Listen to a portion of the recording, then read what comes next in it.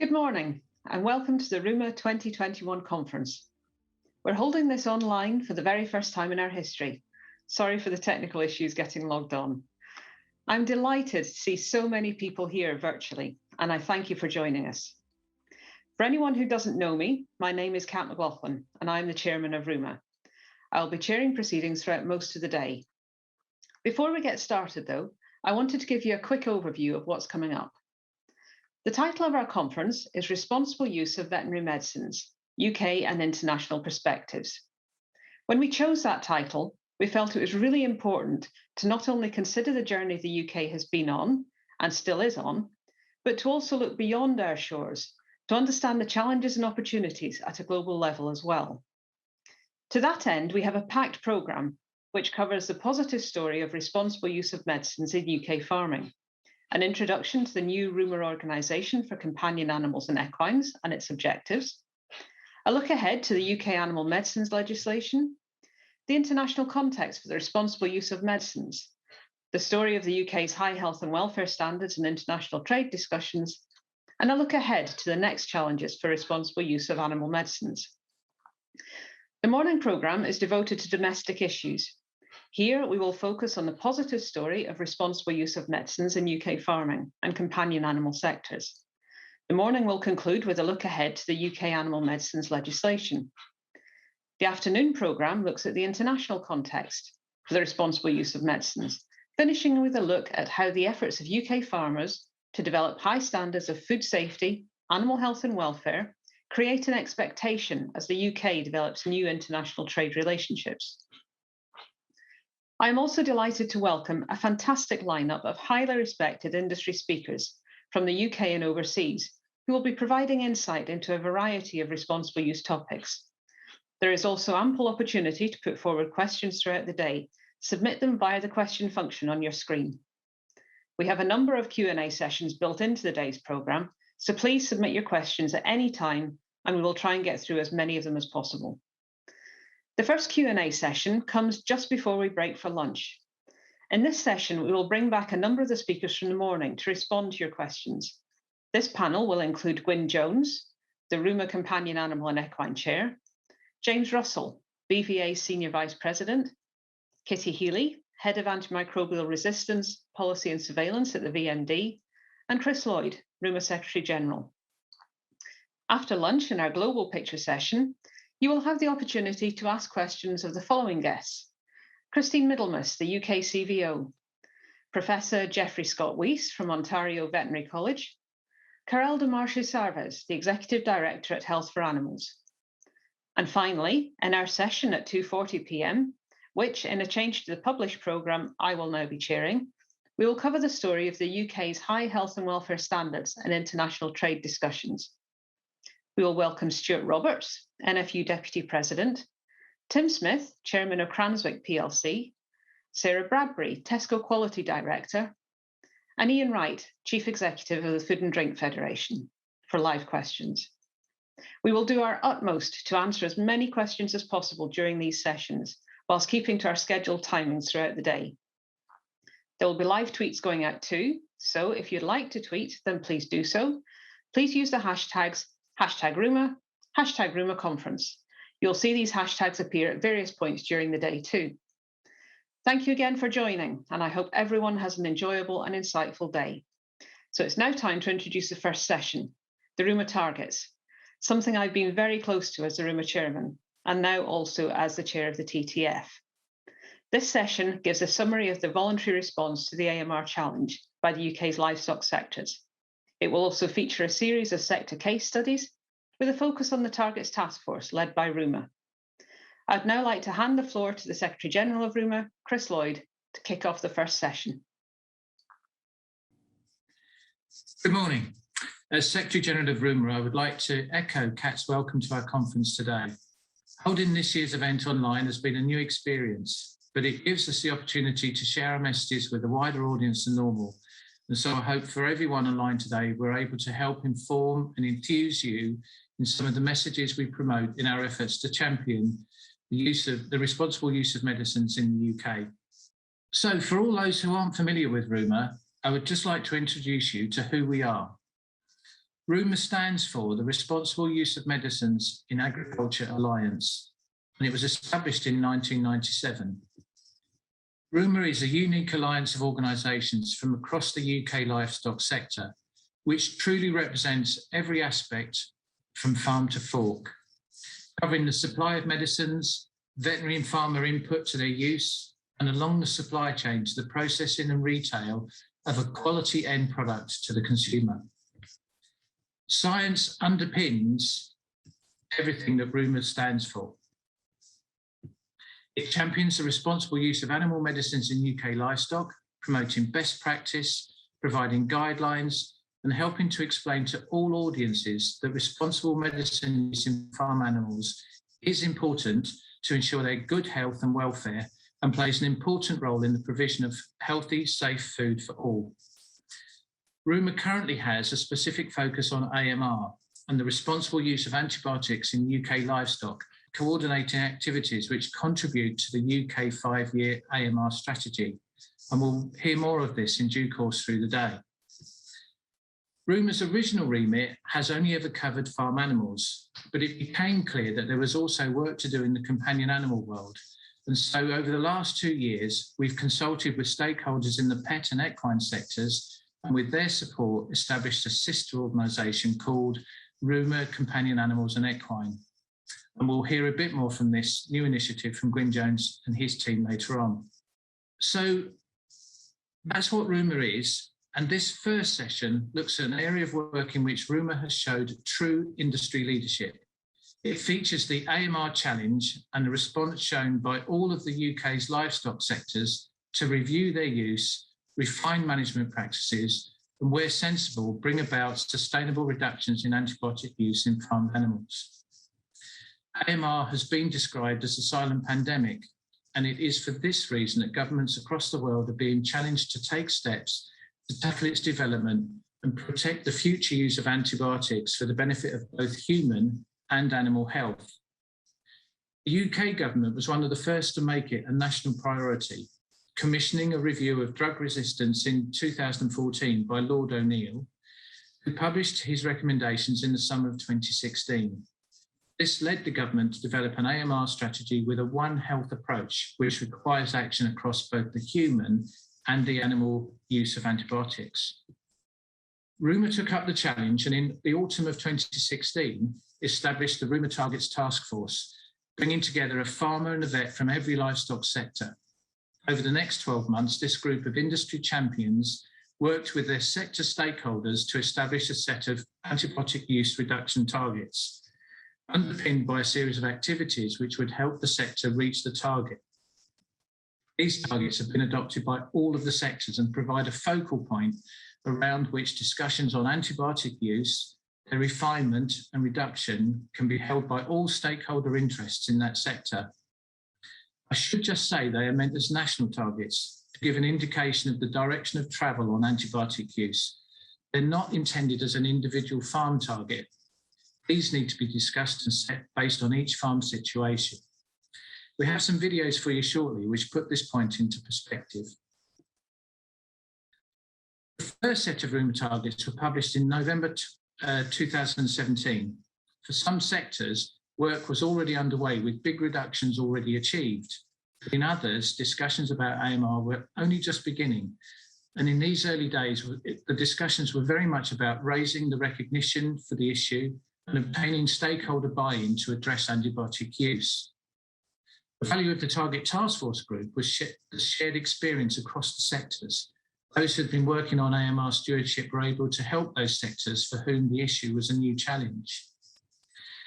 The involvement of the sector veterinary organisations was also crucial, as vets play a vital role in the engagement with producers, encouraging health plans and with a review of disease challenges each farm faces, as well as ultimately prescribing which antibiotics are required. The 2017 report set out an ambitious plan for each sector to deliver reduction targets over the next 3 years up to 2020, and a report on progress was published by Ruma each year. By 2020, individual AMR groups had formed in nearly all sectors, and engagement was ramping up across the board. Many of the initial sector targets have been met, or at least lessons learned on those where difficulties have been faced. As a result, Ruma refreshed the Target Task Force group. Some fresh faces joined the group, and imaginatively, we came up with the name Target Task Force 2. We kept the same vet farmer expertise from each sector, and the group worked to establish the next phase of targets, which were published in November 2020, alongside a summary of the lessons learned over this first phase. Today, we are 1 year on into these new targets, which run alongside the UK government's AMR strategy until 2024. We published a 1 year on progress report just last week, and what a year it's been. In the case of some targets, it's still too early to show progress. And we also need to recognise the unprecedented nature of the past year with the global COVID pandemic and the UK's exit from EU, which has resulted in significant industry challenges, market disruption and supply chain issues, labour difficulties on farm and along the supply chain, and disruption to the normal working patterns across the sectors. These unique circumstances have at times caused a mashup with far-reaching and varying impacts, some of which are yet to be fully understood across the farming industry, and not least their impact on our journey towards the targets. As a result, we do caution that some of the figures reported in the progress report may not be representative of a normal year of activity. I encourage you all to digest the report to get an idea of the phenomenal effort undertaken across every livestock sector to play its part in reducing the risk of AMR in the interest of preserving the future use of antibiotics for animal and human medicine. We hope these targets demonstrate to everyone that the UK livestock sector is still committed to promoting the responsible use of antibiotics and reducing their use where sustainable. As mentioned, the journey for each sector has been very different disease challenges, different sector dynamics, and different drivers. The poultry sector has led the way and celebrates 10 years of antibiotic stewardship this year. Following rapid reductions in antibiotic use, its target going forward is to maintain the levels achieved and refine use where possible and where a benefit can be shown. The big sector was not far behind, and we'll be hearing more about their achievements in a moment from Grace Webster. But what these early experiences have showed is that having data to build a picture of antibiotic use for a sector is really important at two levels. Nationally, it helps to show the trend of antibiotic use in the sector, to show those looking in on the industry that work is being done to ensure the responsible use of medicines. And at the national level, it helps to highlight some of the hotspot areas of antibiotic use, which can galvanise industry efforts to tackle the key diseases and feed into knowledge transfer and advice at all points of engagement across the sector, and potentially feed into new government policies, which we hope will support farmers in their drive for productivity and resilience into the future. At farm level, once data becomes available, it offers an opportunity for producers to use their medicine use as a discussion tool with their vet to assess areas where refinement and management practices could deliver real productivity benefits on their farm and livestock enterprise. No farmer enjoys seeing their animals unwell or dealing with disease. Healthy animals are productive animals. As a producer once myself, I saw the principles of responsible use of medicines in our flock as a win-win. Less disease, less loss, certainly less time dealing with it, and more productive sheep as a result. I think that actually adds up to win, win, win, win. So we see that data helps galvanise both industry activity and farm level discussions, but we have to recognise not all of the sectors are in the same place. For instance, in the ruminant sectors, collection of data has been slower to gather pace, but the journey has started. We'll hear shortly how the Welsh Beef and Lamb Producers Cooperative is building data recording into their annual vet and welfare review as part of the Farm Assured Welsh Livestock Assurance Rules. Similar steps are being taken across the Red Tractor Scheme rules, and AHDB have developed a web-based recording system called the Medicine Hub, which was launched this year with activity ramping up over the autumn. avoiding duplication and making it as easy as possible to capture data being at the forefront of the Medicine Hub development.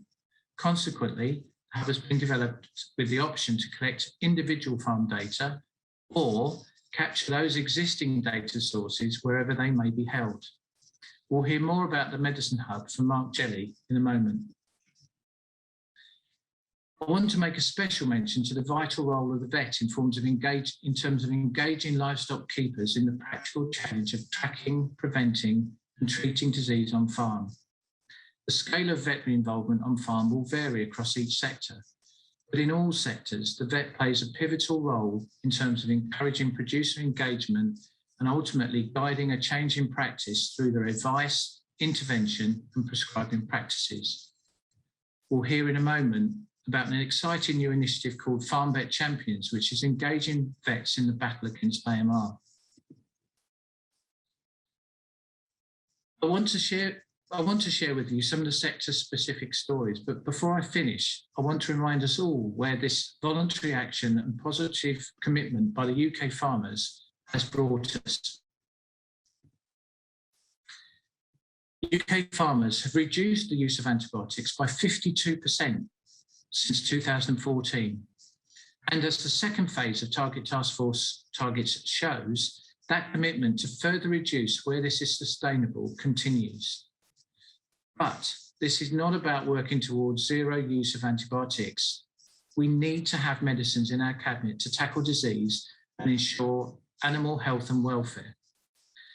But the key is to ensure its responsible use, as little as possible, but as much as necessary.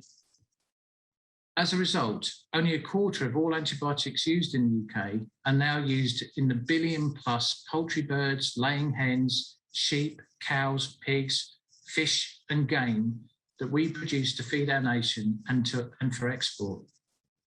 That's a downward shift of about 12% since 2014.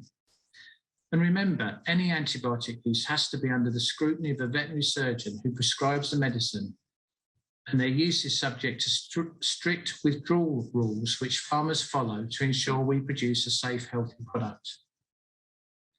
Furthermore, when we look at those antibiotics which have been identified as the highest priority, critically important antibiotics for use in human medicine, and as Ruma, we follow the European Medicine Agency guidelines, which lists these as their category B restricted antibiotics, the industry has reduced their use by 79% since 2014, representing just 0.5% of the total antibiotics used to treat farm animals.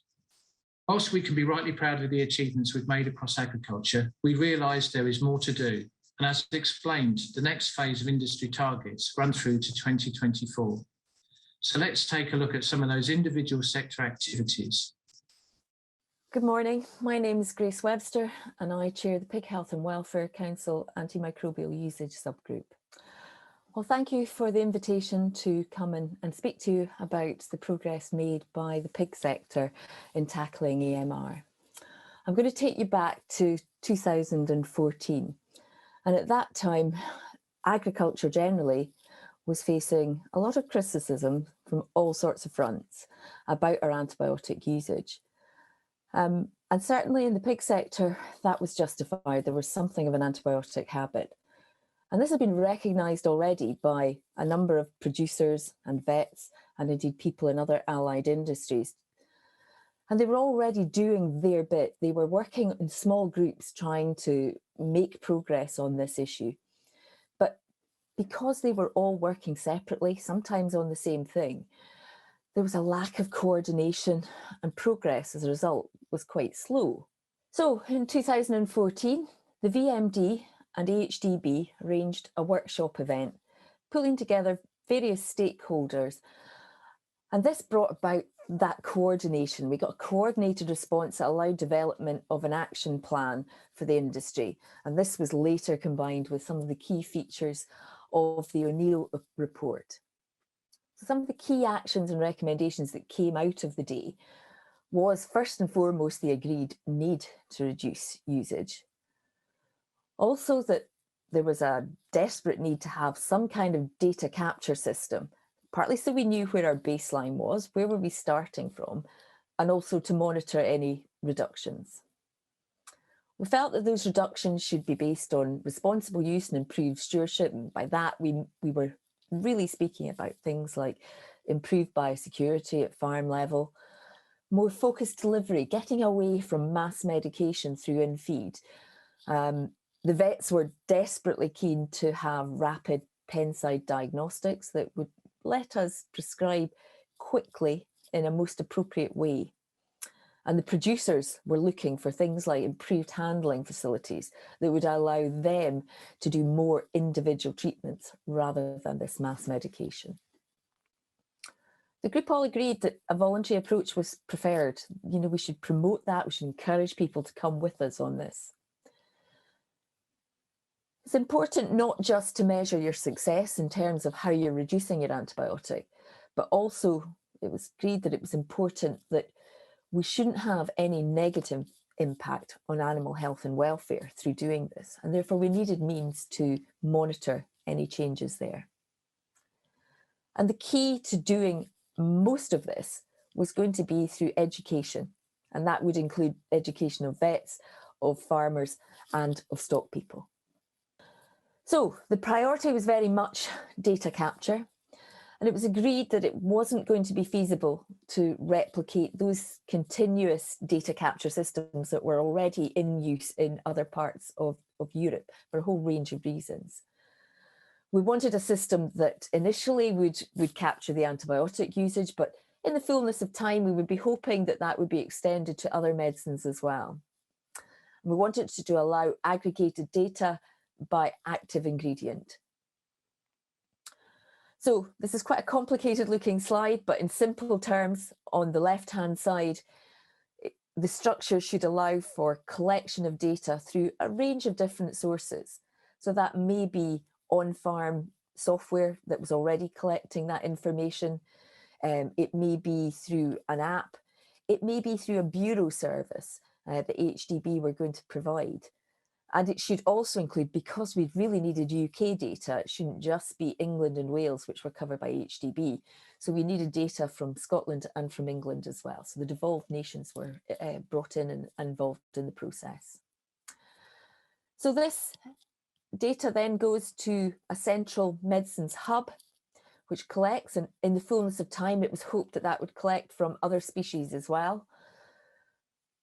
But we'd have a pig industry medicine hub as well. So this would be the interface for pig farmers, or indeed their agents, if it was other people inputting data for them. And it was accessed by unique identifiers that were based on AML2. So we have that. The other source from the medicine has that data would then be transferred to a VMD central hub. This would be anonymized, aggregated data rather than at farm level. And that data can then go on to Europe, where there was a requirement to supply our usage. So, as I said, we wanted people to be able to input from as many different sources as possible, whether that was through compatible software, direct input to the pig industry medicine hub, or using third-party agents to do that. And communication with the sector was absolutely crucial in order to make sure people understood what they were to do, why they were doing it, what the benefit of doing that was going to be. So there was a lot of comms determined in 2016 when the EMB was launched. This was done through HDB and through the MPA, through their producer groups and also through publications, and also for the pig sector through Pig Veterinary Society and the London Vet Show, and through Veterinary Press as well. In addition to that, 20 of the biggest producers in the UK were approached directly and offered assistance to help them set up, because getting that top 20 producers involved was going to give us a huge tranche of data. So the voluntary approach resulted in us collecting about 70% of data in the first year. You'll see from this that we did in fact get some producers that backdated that and were able to give us data from 2015 as well. But essentially we had 70% of data collected in 2016. And this really was great, but it wasn't anywhere near enough. So we turned to quality assurance bodies. And quality assurance covers about 95% of pig production in the UK. So that was clearly a useful way of accessing and encouraging people to do that. And Red Tractor and QMS were extremely helpful and mandated quarterly submission of data to AMB. And as you can see, compliance with that is now extremely good. And actually in 2020, we were collecting data that covered a little over 95% of the clean pig slaughterings in the UK. So with this information now, going back to 2015, we can obviously monitor the progress that we've made, and we can start to pick out little bits of information from it. So for example, we can see that in Q4 of most years, we see a peak in usage, and in Q3, we usually see the lowest levels of usage. There is an exception to that, which is 2019, and I'll come back to that in a moment. Benchmarking was one of those things that we agreed was going to be a useful tool. And so when producers input their data on a quarterly basis, a report is generated, and this tells the producer what their total usage is at farm level for the quarter. It will show them trends in usage, and it benchmarks the data against other units of a similar holding type. In the last few months, we've also introduced a 12-month rolling average at farm level, and I'll come back to that as well. We have found benchmarking to be an extremely persuasive tool at farm level. I think producers don't like to be near that top end of usage, and it has been very effective at helping to persuade them to maybe take steps about their usage. And it obviously provides this information that we have, provides vets and producers as a useful basis for discussion about strategies that they might want to implement. And we can also, for larger producers and for vet practices, they can benchmark against their own units. So they can create their own group with each of the different units that they have, and they can compare the performance of all of those sites. We can interrogate the system in a number of different ways.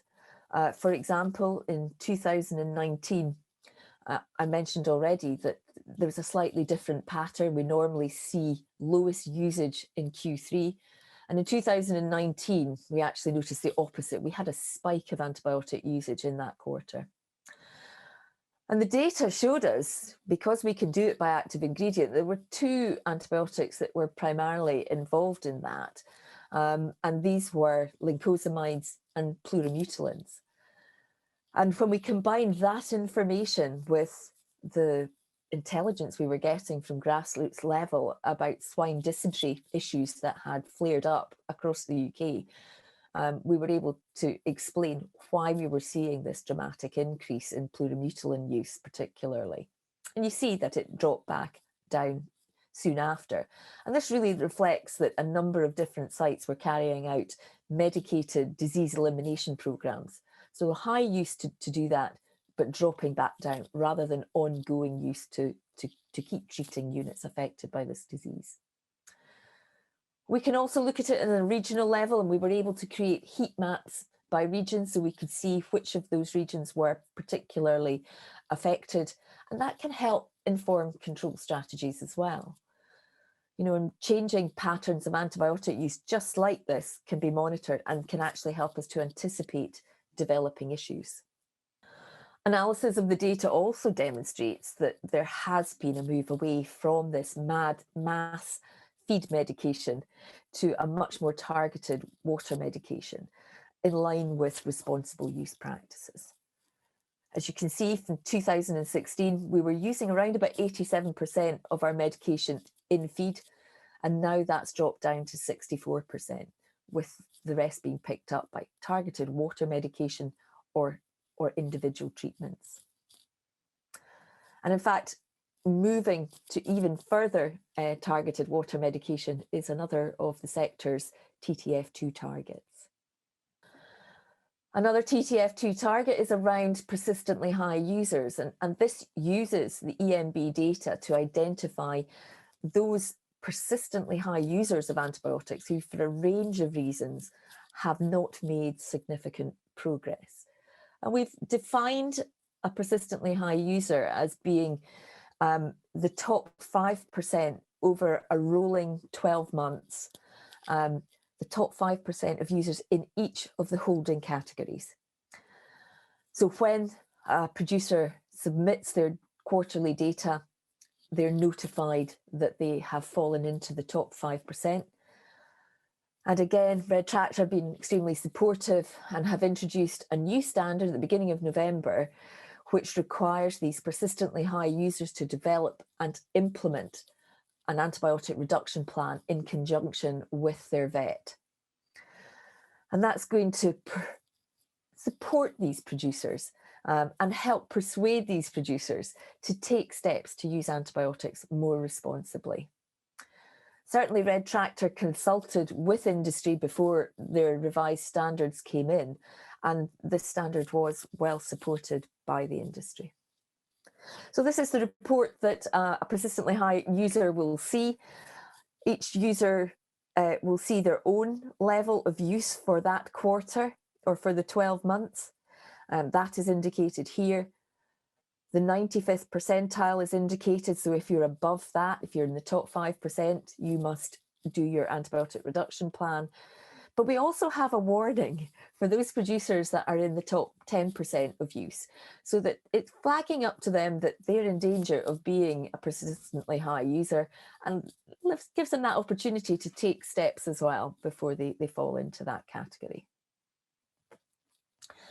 So how has EMB helped at farm level? Well, I've already mentioned the benchmarking has been particularly useful.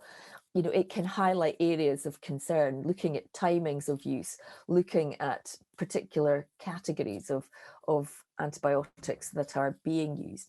And it can help to indicate developing issues. It can certainly highlight opportunities to optimize and reduce antibiotic use and reduce costs to the producer through doing that, and obviously guide recommendations from the vet to help do that. In addition, there'll be some producers that are part of direct supply chains who are asked to submit their antibiotic usage data. And of course, that means that they have those figures readily available to pass on. So what are our next steps?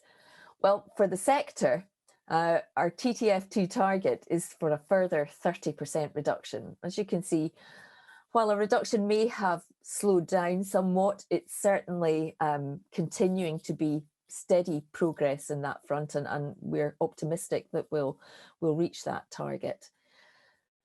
In terms of the EMB, we would like to see all medicines being collected, that we do have an electronic medicine record for all categories of medicines, but also that we could use this data, we could combine it with other data sources that are already out there, that are already being used. So I'm really thinking about things like management data, pig health scheme data, carbon audit data, and real welfare outcomes data.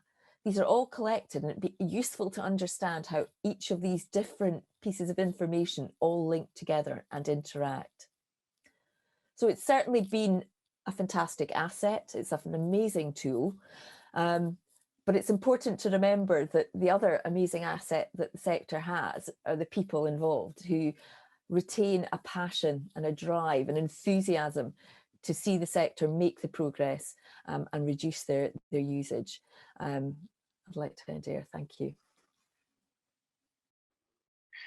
Hi, my name's Mark Jelly. I'm a beef farmer from Northamptonshire, and I have a herd of about 250 cattle on farm. We run a suckler herd and a finishing unit, and we finish everything from birth through to slaughter. I'm also the Cattle Antibiotic Guardian Group Chair, and I'm also the beef representative at Ruma for the Targets Task Force in the beef sector. As you've just seen, the pig sector and the e-medicine book are providing a really useful service within the pig industry. It's providing benefits to both producers and also to the wider supply chain, and it's allowing the monitoring and capture of data regarding antibiotics and where they're being used within that sector. The ruminant sector, unfortunately, is playing catch up, We're in a position where we have a lot of fragmented data held by numerous data holders, and those data holders are holding it in different formats and in different ways. So to actually create a coherent picture of what is going on within either the beef, dairy, or sheep sectors is quite difficult. For this reason, AHDB have developed Medicine Hub. The aim of Medicine Hub is to capture a national picture of antimicrobial use data and present it in a format which allows us to compare sector use and understand sector use more. It should allow farmers and their vets to understand what is going on an individual farm, as well as allowing vets to benchmark between different farms or clients, and also, as I say, provide the national data set which our industry really needs. The first phase has been to attempt to capture bulk data from existing data holders. Now, these data holders are mainly within the dairy supply sector or within the integrated supply chain. And although this data is held and is quite well organized, it isn't in a format which is common across the sector. Unfortunately, that isn't the case for beef and sheep, and we're going to have to provide a lot of this input and a lot of this work ourselves through either vets or directly through farmers, because the integration just isn't there. The tool is there, though, for farmers to upload data directly. It's quite easy to do. Either you go onto Medicine Hub, you create your account, and you register your farm basically on the system. I've done it myself, and it is straightforward. No personal data within the account is shared anywhere apart from within the Medicine Hub. So you control who accesses your data as a farmer once you've uploaded it. You also actually control who accesses the data or can input data into your account. So, for example, I've granted my vet permission to upload data on my behalf, which is my sales data. That is put in by the vet and takes a huge amount of work away from me having to input it directly. If I wanted to, I could grant permission for my abattoir to look at the data as well. Or I could revoke that permission as well if I changed who was buying my cattle or decided I didn't want to share it. So the farmer remains in control and ownership of this data, and that's a really important part of the message and of the program and the project altogether. Tools are currently being developed by HDB and software developers to try and pull data directly from farm management systems and software, and this will be really helpful going forwards as well. But at the most basic level, you need a medicine book, you need an understanding of the animals on your farm, a knowledge of the animals on your farm, and you need about half an hour or so to get started. If you do create an account and you do let your vets have access to your account, the one other thing I would ask people to really consider doing is creating a link to BCMS. The link is really easy to create. You need your username and your password for BCMS, but due to the historic nature of BCMS and the database there, data can only be drawn from BCMS from the date you create the link. So if you create the link in April 2022, you cannot pull data from January to April 2022 into Medicine Hub. You would have to manually import that. And it is far, far easier to create that link now and then rely on it or use it at a later date than it is to think, well, I'll create it at some point in the future. So why do we need Medicine Hub in the first place, I guess, is the final really part of my presentation. We really need it for industry reputation and defense. As an industry, we're in a position where we know that we're relatively low users of antibiotics. In fact, we know that some sectors are very low users of antibiotics, but we really can't demonstrate it. And part of the problem is that we have farms that have beef and sheep on them, and we have dairy farms that have dairy cattle and beef calves on them. And we have drugs which can be used across multiple species. So as a result of that, it becomes very fuzzy when you look solely at sales data as to where these products have gone, which sectors they've gone into, and where the use might be. So as an industry reputation point of view, we really need to get this right soon. And the industry targets that have been put in place by my own group and Ruma are there for a reason. They're there to try and help promote this. If we don't do this, what's the long-term implications? My guess is consumer trust is going to be a problem. Consumers do care about antibiotic use, and they do care about antibiotic resistance. There's also the issue with imports, about it being a really useful tool for us to be able to say as an industry, we don't use much antibiotics, why are you letting stuff in that does? And there's also the risk that actually if we can't present this data, we'll end up in a situation where other countries can present the data and actually we can't export there. And that would be a real pity because we've been leading on this as a nation now for a very long time. It's a UK-wide challenge and it's one as an industry we really need to step up to. Thank you. For some years, really, we've had a requirement within the Farm Assured Welsh Livestock Scheme that all our members have to have an annual review with their vet to discuss various issues, which leads on to proactive health planning. And from spring next year, the intention will be to incorporate the calculation of antibiotics within that review. So that will again help build a data set for calculating antibiotics on our members' farms. So I'm here in the surgery, and this is the calculator that we're using with the Welsh Lamb and Beef Producers website now for our antimicrobial calculations. So the first page we come to, just to quickly run through it, we assign our enterprises here, so sheep, beef and dairy, so that we're separating the different enterprises out.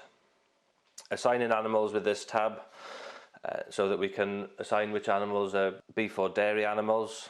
Then we're on the microbial records here, where we use our antimicrobial sales data to calculate how much of each antibiotic we've sold to this particular farmer in a 12-month period. And then we run the report here, and the website produces a report for us. So you get a breakdown of the drugs that we've sold in a 12-month period and the 12-month period before, and it categorises the drugs into critically important antibiotics versus non-critically important antibiotics.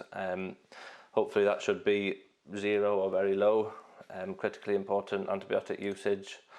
The bit that calculates the usage on a herd or flock level is the last bit, where total antibiotic usage is in this bar here, and it compares it to the 12 months before, so that you've got a good comparison to see where the antibiotic usage on that particular farm is going. So Iolo, as far as you're concerned as a practice, what are the benefits of this do you see within your practice, or have to date seen about it? So it's focusing us on which drugs we use for a start. So we're using as many appropriate drugs in the lowest risk category of antibiotics, and reserving the second line of antibiotics for when they're really needed, and using more cultures and sensitivities to find out which drugs we need and when. Because it's really imperative to our farm animals that we keep these antibiotics, because they're imperative when we do get a problem, and there is inevitably problems in any system. So we're focusing on reducing the problems to start with by using other methods like vaccination and environmental management. Hello, my name's Fiona Lovett. I'm a sheep vet. I live up in the northeast of England, and I am the clinical lead for the RCVS Knowledge Farm Vet Champions. So as guardians of animal welfare and animal health, practicing vets are firmly placed right at the centre of when, why and how antibiotics are used on farm. And the veterinary profession has quite rightly been hugely proud of the phenomenal progress that Ruma and the livestock industries have made reducing the use of antibiotics in past years. But it would be fair to say that much of that progress has been evidenced in the pig and poultry sectors. And for us to reach our 70 to 80,000 cattle and sheep farmers, we need to move the perspective from the level of national headlines and national targets to reach every one of those 5,500 farm vets that influence when those antibiotics are used on farm. So Farm Vet Champions is a huge collaboration between all the veterinary professional organisations. Every one of these logos represents someone on our steering group and someone who's contributed high quality material for our learning platform. If I put a slide up to represent all our stakeholders, the logos would have to be so small you literally wouldn't be able to decipher them all. So I can honestly say, as far as I'm aware, there's not one livestock veterinary association with any of our 4 devolved nations who would not consider themselves totally behind this initiative. It's spearheaded by the charity RCVS Knowledge, and it's been funded by the Veterinary Medicines Directive. So phase 1 of Farm Vet Champions delivers CPD. So we split it into 2 phases, and we delivered phase 1 back in May. It's specifically targeted at general practitioner veterinary professionals. working in farm animal practice, but we've also made that material available to every member of the practice team. So that's to include vet techs, managers, reception staff, because although antibiotics are always prescribed by a veterinary surgeon, we're well aware that there are other members of the practice team who are very much involved, both with interacting with clients and also in the actual supply of those medicines. So we've split the learning into modules. So there's an introductory section, the essential need to know stuff, and then there's at least an hour on each of the different species. So cattle, we've got dairy cattle, suckler cows and young stock. For the poultry section, we've got a section on game birds, on laying hens and on rearing turkeys. So very much the sort of species that general practitioners come in contact with their clients on a daily basis. My favourite module is the group of shorter sessions on communications and behaviour, where we've literally got sort of 15-minute slots from different presenters talking about why vets behave as they do, why farmers behave as they do, and how better vets and farmers might be able to communicate with each other. So essentially, we wanted this training to resonate with vets at every point. The very point that they answer the phone, that they get out of the car, pull on their wellies outside a milking parlour or something. We wanted to make a difference at the point of all those prescribing decisions, clinical interactions that vets have with their farmers. So I just want to introduce you to Charlie Lloyd. Charlie's a vet in South Cumbria. She came up to me at the recent Sheep Vet Society conference, and she just wanted to say, just wanted to let me know how much she'd really enjoyed accessing the training, how relevant she'd found it to her work in practice, and how she appreciated it as a format that she could fit into between her busy practice life. I kind of want to let you know, so this is not just about, we're not telling vets when and how to use antibiotics. We're kind of taking a more holistic approach. So right through the whole Farm Vet Champion material, we're using plan, prevent, protect. So in other words, not just how to use an antibiotic when you think you need to use one, but how to prevent using antibiotics in the first place. So planning ahead might be using your vet, might be sorting out a flock health plan, might be getting the diet right, it might be making sure records are right. You know, preventing disease is ensuring that the environment is sheltered and hygienic, well bedded, anything that means there's less likely to be some sort of disease incursion on the farm. And then protecting the flock of herd could be as vaccinating. In terms of neonates, it's making sure they're getting the right good quality colostrum early enough and the right quantity. So this is where I'd just like to introduce, we've got a series of videos from Farm Vet Champions, and I'm going to tell you how they're putting this into practice. Hi, I'm Emily and I'm a Farm Vet Champion, and this is Joe, one of my dairy farmers, and we just wanted to tell you a quick story about how we've used Farm Vet Champions to try and improve our mastitis on farm. So this farm has really low antibiotic usage, well below all the Ruma targets, but our main usage that we identified was on mastitis, and that was one area we wanted to focus. So we used the plan, protect, prevent strategy to try and reduce our mastitis levels. So Joe, do you want to tell us a little bit about what we've done? Yeah, so we've managed to do a lot of testing on mastitis cases. We did a lot more in-depth research into our milk recordings and that sort of thing to work out where our problems were coming from. And then alongside Emily and a mastitis consultant, we looked into different ways of treating the cows and less usage of antibiotics, more usage of non-steroidal anti-inflammatories. And by doing so, we've reduced our mastitis rates in the last 12 months massively, as well as less antibiotics by doing that. And we still use the consultant at the minute just to prevent any further outbreaks being caused.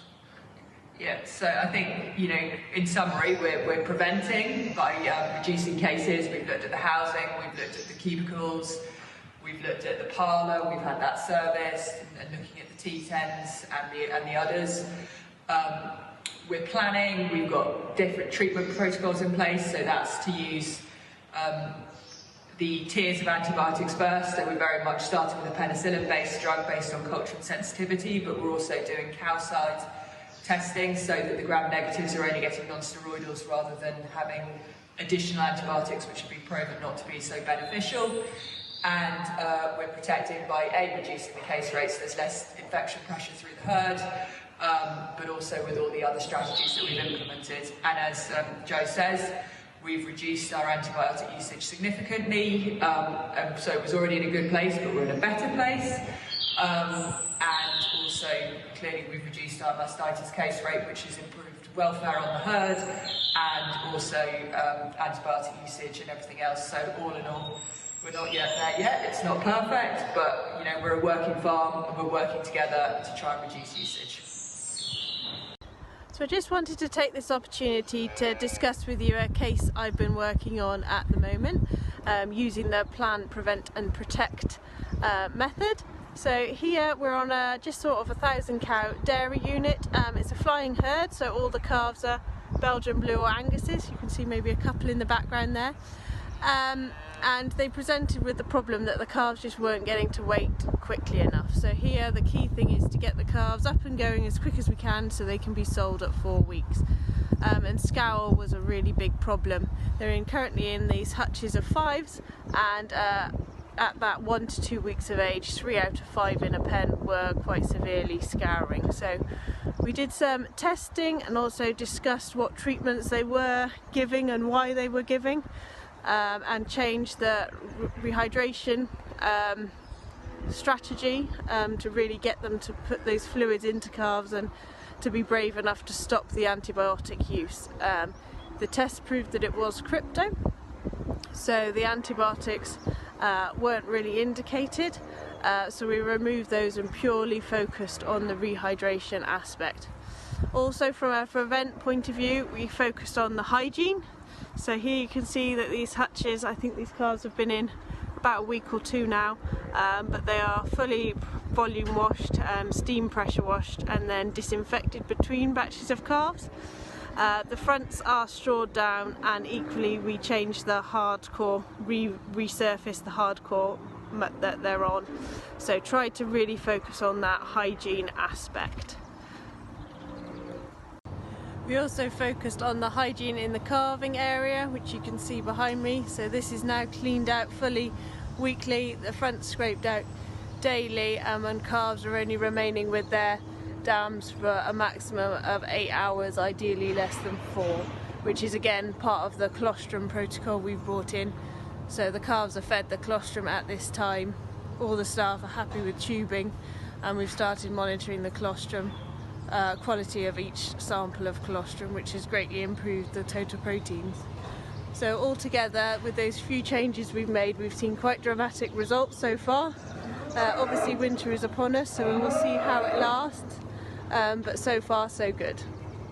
Hello, my name's Jonathan Hobbs. I'm a veterinary surgeon and one of 5 practice owners of North Park Veterinary Group, a independent mixed practice down in West Devon, on the edge of northern edge of Dartmoor, and I've been particularly interested in recording, monitoring and trying to reduce our antibiotic usage on farm specifically over the last 5 years, and this really came from work that had been published by Piers Davis in 2017, reviewing how antibiotics were used on sheep farms across the UK, and it provided a basis from which we could see the actual total use in milligrams population corrected unit.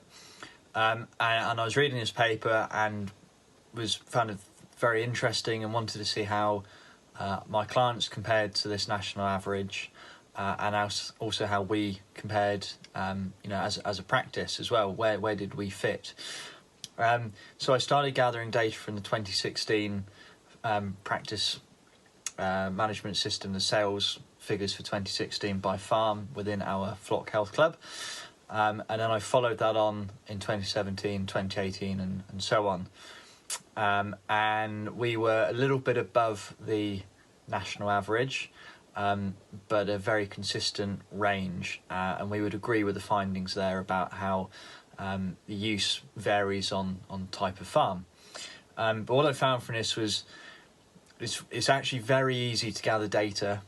We have to, as vets, record our sales, and by having a conversation with the farmer about numbers of animals on the farm, weights of those animals, we can quite easily gain an actual population corrected unit figure. And it's crucial that we have this data. Without this data, targets are meaningless. We don't really know or haven't known until recently what's used, so how can we have a figure to work from? But I found it very positive and engaging work to gather this data and then be able to demonstrate usage and positive reductions. We then also made a drive to reduce our sales of antibiotics in neonatal lambs, which historically had been done quite commonly as a prophylactic routine treatment or prevention. And we now know that actually the best thing is colostrum. This is hashtag colostrum is gold campaign. And really we should just be taking care of neonates and using these antibiotics sparingly and only when appropriately. But to change and to reduce our sales of this antibiotic, we really had to engage very positively with farmers. They'd been using this product for in most cases decades, following very significant outbreaks of disease and previous veterinary advice. And they were genuinely concerned that not doing this routine treatment would result in severe losses, which not only was an economic concern, but was actually very severe and concerning, mental well-being concern of theirs. They don't want to be spending the time and effort rearing these animals just for them to die at birth. It's very distressing, an outbreak of watery mouth, which is what this drug was trying to prevent. So to try and get this reduction seen that we wanted to achieve, it's crucial that we engage with all the staff within the practice first. Now, as vets, we're the ones that sign off the prescription, but it's actually the front of house staff that originally take that phone call and speak to the clients. So we had to speak to all the staff in the practice first, and without them we wouldn't have seen any reductions. And then it's a case of speaking to the clients, letting them understand why we have had to change our policies, and ultimately trying to get them into a position where they take ownership of this themselves. And you then have to set realistic and achievable targets or SMART goals. You have to be specific, it has to be measurable, so this goes back to the data collection at the start. But the targets have to be achievable. If you go too hard too soon, things will go wrong and they'll lose confidence. And then actually you'll have less interaction at the start. So it's really key to get everyone on board and be slow and steady and realistic at the start. And then monitor, have a set time frame, but keep monitoring, and once you've done it once, keep going and revisit. So in 2018, our sales of this antibiotic fell by 14% from the previous year, so quite a small drop, but that also coincided with the Beast from the East, that horrible winter of 2018. But subsequently, the following year, 2019, we saw a 54% reduction in sales, with no worry or concern with additional losses to lambs. And actually, we anecdotally heard that lambs performed better. So it can be done. We can reduce antibiotics, and it's very rewarding work to do this. But ultimately, it comes down to getting everyone on board, allowing the farmer to actually take ownership, and setting realistic and achievable goals, especially early on, and then you can start setting more challenging targets thereafter. But originally, to start with, get achievable goals, and then things will go. And you can use this model not just for talking about lambs, but selective dry cow therapy in cattle and dairy cows.